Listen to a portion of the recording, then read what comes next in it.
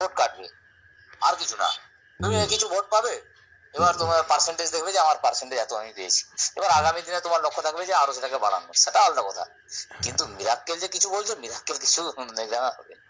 না না, হবে হবে হবে, আমি যতটুকু ধারণা হবে। আচ্ছা, আমি তারপরে আমি তোমাকে বলিস না, আমি বলছি যে আমাদের দলের একদমই শীর্ষ নেতৃত্ব থেকে আমার কাছে এটা নির্দেশ, এটা আমি আমার ইচ্ছায় তোমার সঙ্গে কথা বলিনি।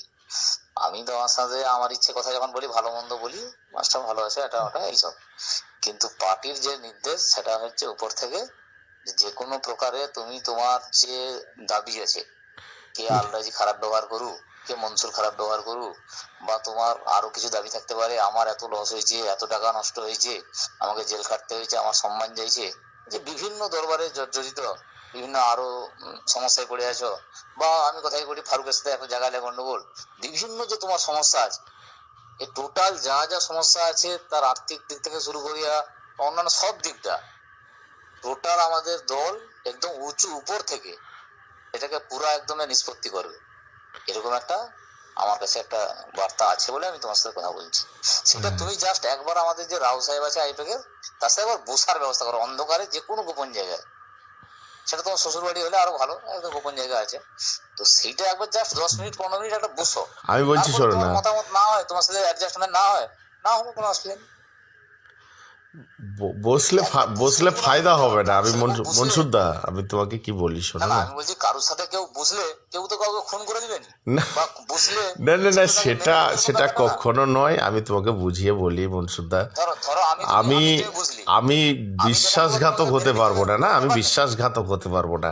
আমি সবটাই বুঝলাম, সব বুঝলাম, না বিশ্বাসঘাতক, কিন্তু বিশ্বাসঘাতক দল এই কথা না। মুহূর্তে প্রার্থী যখন ঘোষণা করে দিয়েছে না, সেখানে আমি বিশ্বাসঘাতক হতে পারবো না। না, কারণ আমার একটা ফ্যান ফলোয়ার আছে, আমি সেখানে বিশ্বাসঘাতক হতে পারবো না।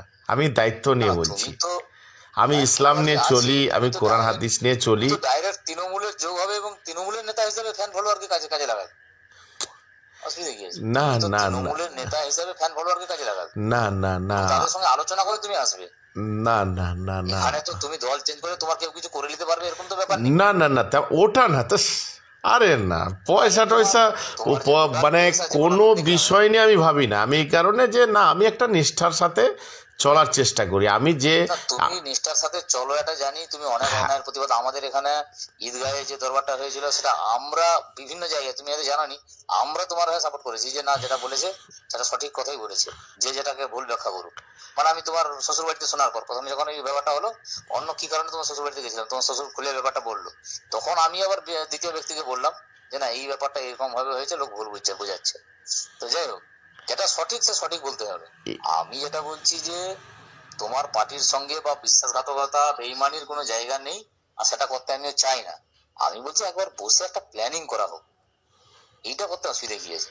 তুমি তো তোমার ফ্যান ফলোয়ার যেমন আছে তাদের সঙ্গে বিশ্বাসঘাতকতা যে না হয়, নিশ্চয়ই তাদের সঙ্গে আলোচনা করবে, যখন আসবে তাদের সবাইকে নিয়ে একসঙ্গে আসবে, সেখানে তোমার তৃণমূলের কোন জায়গাটা হয়ে যাবে, বা আমাদের রাজ্য সরকারের কাছে তোমার জায়গাটা কোন কত উঁচুতে চলে যাবে, না ওনারাই না ভাববে যে না তোমার না নিচে না পড়ে না, থাকবে।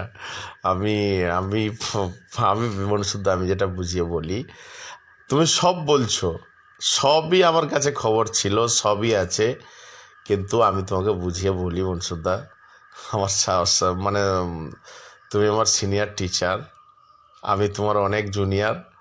এবার আমি তোমাকে বলি যে আমি এই বিশ্বাসঘাতকের জায়গায় যাব না। আমার অনেক ক্ষতি হয়েছে, সেগুলো সবই আমি জানি।